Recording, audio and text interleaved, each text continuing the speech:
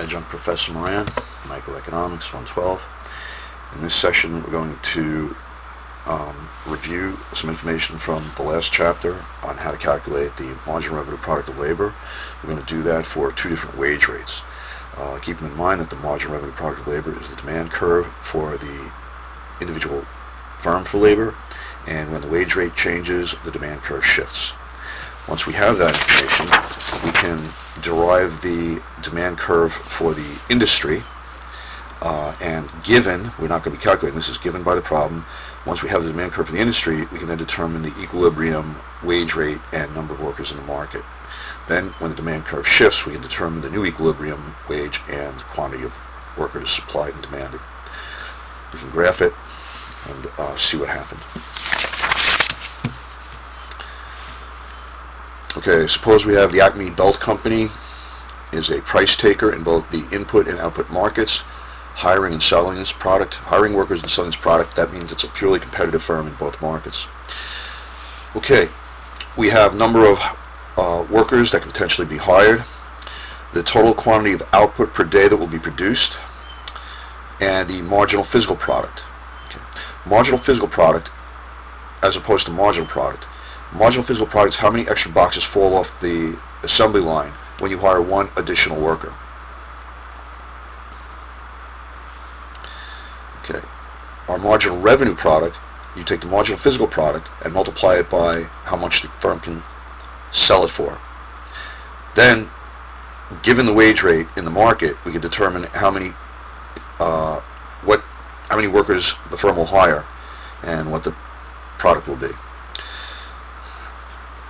Now, observe that although this goes up at first, then it starts declining. And again, that's because of the principle of diminishing marginal product. As you add additional units of variable input to a fixed plant capacity, output will go up at a faster pace, then it will go up at a slower pace. Here's the faster pace, here's the slower pace, a diminishing marginal product. And then it'll turn negative. So the principle is named only for this piece of the curve. It's not named for the increasing marginal product or the negative marginal product. It's named for the diminishing marginal product. Multiplying that by our price gives us this. So let's review calculating marginal revenue product. So marginal physical product for, you hire one worker, you have 10 boxes, 10 extra boxes compared to none. 10 times $2 is 20. You hire the second worker. Your total output is 30 boxes. That's an additional 20. Notice that marginals are always the difference between two lines. An average will all come from one line, all the information. Notice also that you really should be dividing this by the change in number of workers. We're calculating the change here. We also have to divide it by the number of workers. But since the number of workers is changing in one in this example, it's easy to overlook that because any number divided by 1 is itself. Second worker, total output is 30. That means the second worker resulted in the addition of 20 units to the firm's output. Third worker, total output rises to 70, an addition of 40 product. At the fourth worker, total output rises to 105, and that gives us 35 more marginal physical product. Fifth worker, total output 135, a change of 30. Sixth worker, 160, a change of 25. Seventh worker, we're at 180, a change of 20. Eighth worker, total output is 195, a change of 15, which is marginal physical product, vocabulary word. Ninth worker, 205, a change of 10. 10, total output rises to 205, a change of 0. And then we now, at the 11th worker, have so overly staffed the factory that the addition of the 11th worker actually leads to a decrease in total output of 10. Marginal revenue product, well, how much is all this extra product worth to the firm when it sells it? Well, in addition, 10 times 2 is 20, 20 times 2 is 40, an additional 40 marginal physical product results in a marginal revenue product, extra revenue from the firm from hiring one more worker, marginal revenue product of 80. 35 times 2 is 70, 30 times $2 price of the product is 60, 25 times 2 gives us a marginal revenue product of 50, 2 times 15, a marginal revenue product of 30, how much extra boxes fall off the assembly line with the addition of each worker multiplied by the price, marginal revenue product. Let's do the same. Now assume that there's an increase in demand for this product. That will cause more workers to be hired. There will be a shift in the demand for labor for this product, and given one supply curve, there will be a higher wage rate that will result. So let's go ahead and calculate our marginal revenue product if there's been a shift in the demand for labor for this product caused by a higher wage rate. So now these 10 additional physical products will result in $25 additional revenue.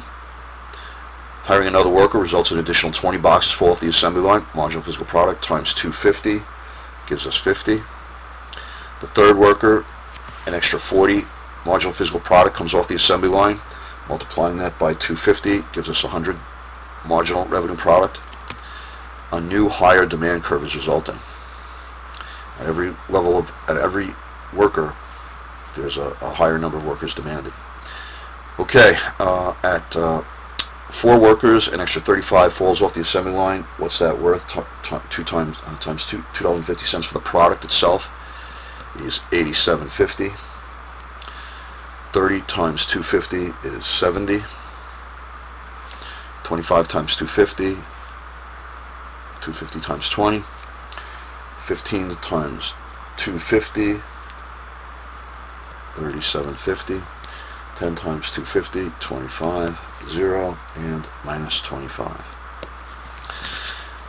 An individual firm's factor demand curve is restricted to the range of marginal revenue product curve that is downward sloping.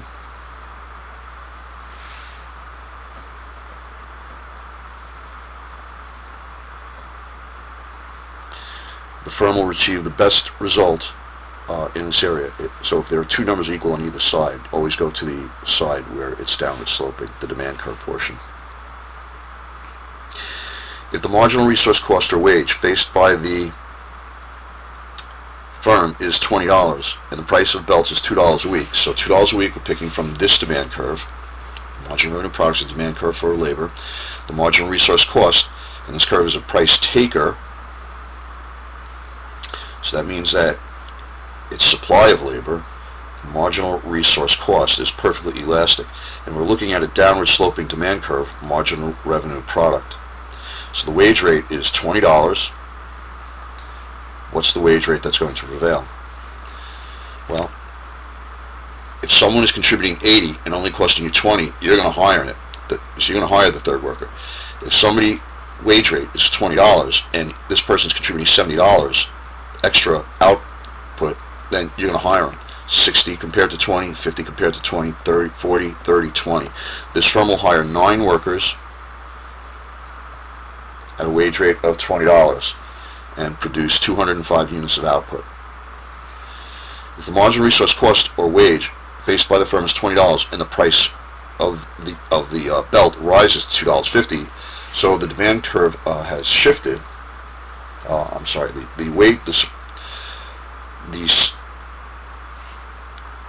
This is now the supply curve for the firm has shifted. The marginal resource cost has shifted and is now going to be higher. Okay, that's not correct. Okay, the marginal resource cost or wage faced by the firm is ABC $20 and the price is $2.50 a belt. Okay, so now we just go down $2.50 a belt. 100 versus $20 cost. 87 marginal revenue product versus marginal resource cost of 20. Marginal revenue product of 70 compared to marginal resource cost of 20.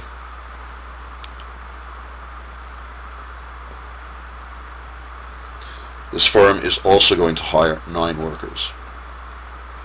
The last time that marginal revenue product is greater than or equal to marginal resource cost.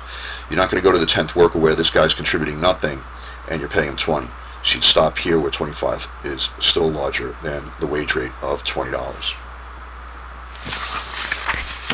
Okay, let's go and take a look now at and derive the market demand of labor and then the prevailing wage rate given the supply of workers. So we're going to be given this number and we're trying to determine this one.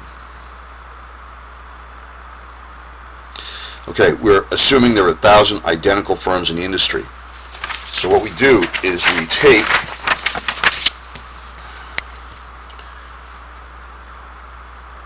we take our demand curve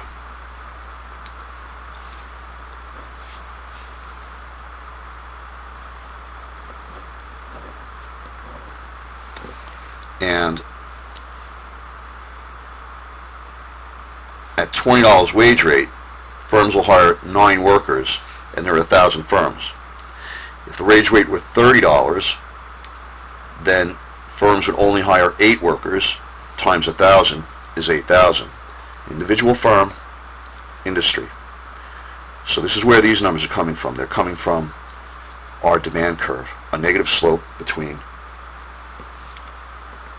the wage rate and the number of workers hired. Demand is a negative relationship. Okay. At $40, if the wage rate $40, go down the marginal revenue product until it equals marginal resource cost of 40, and you get 7 workers per firm times 1,000. $50 wage rate, find $50, that's the marginal resource cost, find that on the marginal revenue product, and at 50 there will be 6 workers, times 1,000 is 6,000. $60, 5 workers, times 1,000 is 5,000. $70, 4 workers, times 1,000. $80 wage rate, 3 workers, times 1,000. So we just determined the demand curve for the industry from the individual demand curve, which we calculated on the prior page. Now, given the supply, we can see that the equilibrium is going to be here.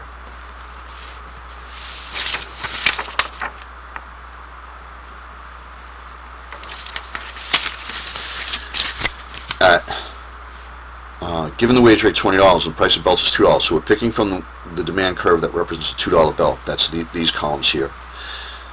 The quantity of labor demand in the market is each firm is going to hire 6 workers for a total of 6,000 workers. And that's our equilibrium, given our demand curve of the individual firm.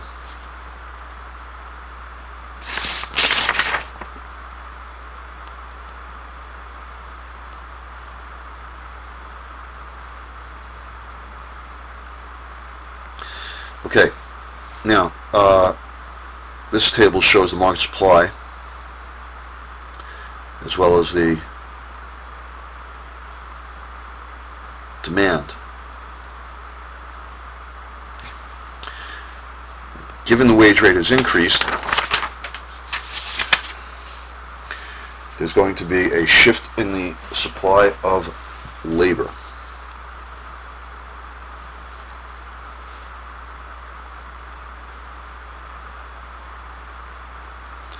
Because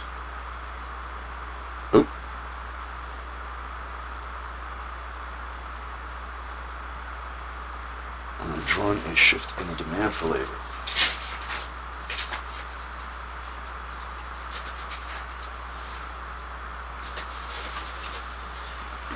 Okay. All right. So let's.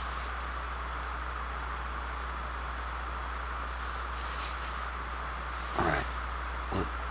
What are they asking for here?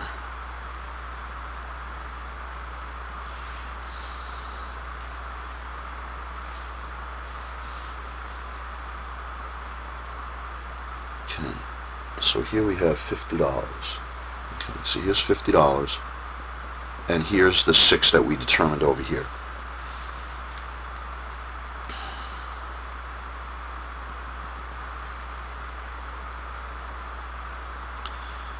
Okay, so here's our $50 wage rate being derived from the industry, and the corresponding 6 workers per firm, 1,000 firms equally sized gives you a total in the market of 6,000. at $2. The equilibrium wage rate is $50, and the equilibrium quantity of labor is 6,000. Given that this is a competitive labor market and faces a marginal resource cost of $20, nope, last example, $50. There it is. This is the marginal resource cost. That, the demand curve, is the marginal revenue product. This is a resource cost. So don't get these R's confused. And it's perfectly elastic. Because ABC can purchase as much or as little labor as it wants without affecting the market, it's said to face a perfectly elastic supply curve. Supply curve for the individual firm. Draw the labor supply curve in the graph above. Using a different color pencil, graph ABC's markets labor curves.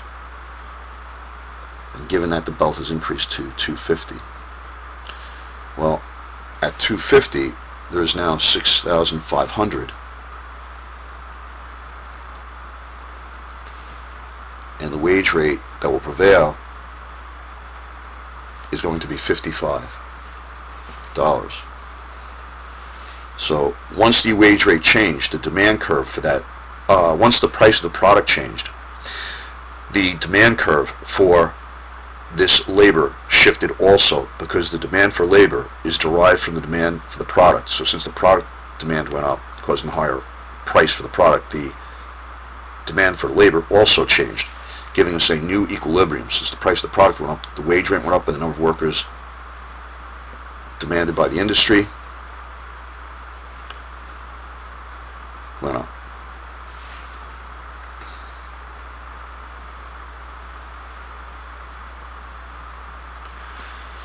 Okay. And the number of workers per firm is going to go to 650, 6.5 workers, times 1,000, 6,500, and the prevailing wage rate will be $55. So we've determined our firm based on its total product today. We calculated marginal physical product, calculated marginal revenue product, the demand curve for the firm. One demand curve, quantity of labor, marginal revenue product of labor. Then the demand shifted because the price of the product they produce changed, and now we have a different demand curve, a higher demand curve, shift to the right, higher marginal revenue product given. We compared the demand curve and multiplied it by the number of firms to get the number of workers totally demanded. Given a supply of labor, we were able to determine the equilibrium in the market, and when the demand curve shifted, we determined the new equilibrium. Wage rate determination for a firm that is a pure competitor in both the hiring of labor and the selling of its product.